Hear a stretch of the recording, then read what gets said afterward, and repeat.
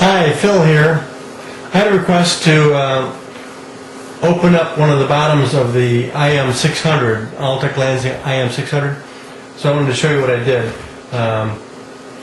I've made 2 videos already of the bottom and I failed in both of them, so I thought I'd show you this one. When I open this up, this one's already been taken apart, so this should be a little easier to get apart. The new ones are a little bit more difficult, but I'll show you why. Hello, Phil here. In my hand I've got an IM600 that's been taken apart, and I had a request to show how I got the bottom apart, which originally I hadn't planned on doing, but I got some in that were cannibalized, so I had to take them apart. Okay, so this one's already been taken apart, so I can show you how it was taken apart, kind of. This is my 3rd video and my 4th attempt to try and get this. I'm not doing very well with this camera. I've got this new camera, and unfortunately I can't see what I'm recording, so I've recorded it several times, and every time I try it, it's out of view. I can't see what I'm doing. So I'm going to try it a little bit different. I'm going to hold it, and I've got the camera on a tripod. I'm standing behind it so I can see what I'm doing.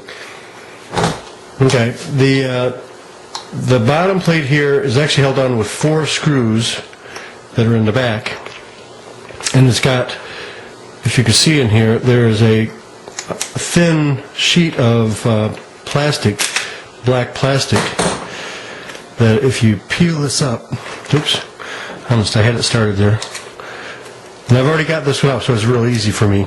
But once you get this up, it's held on with 2-sided tape, actually. Okay, you can see in the background my audio equipment too. But there's 4 screw holes here with tiny screws, and what I use is out of my screwdriver set, just a number 1 Phillips bit, and it's small enough that it fits underneath this shoulder here. It fits all the way down, so I can get into it and get the screws out. And most of them I can do by hand, just by putting it in there and screwing it. If I can't get it by hand, sometimes I use my screwdriver bit, and I have just enough angle that I can catch the lip of it, and I get enough pressure to turn it.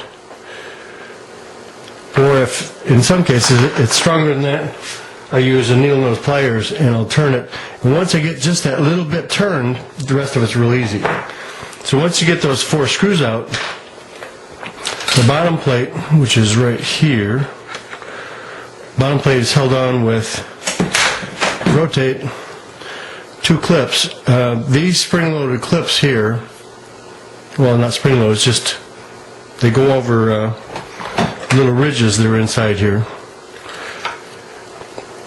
It's got a little ridge there and a little ridge on this side that those tabs go over.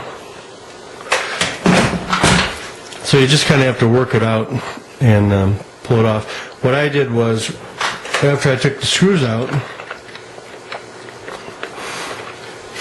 I closed it up, and then I got on this side where the screws were, and I worked in here, and I separated that a little bit, and I can use a screwdriver.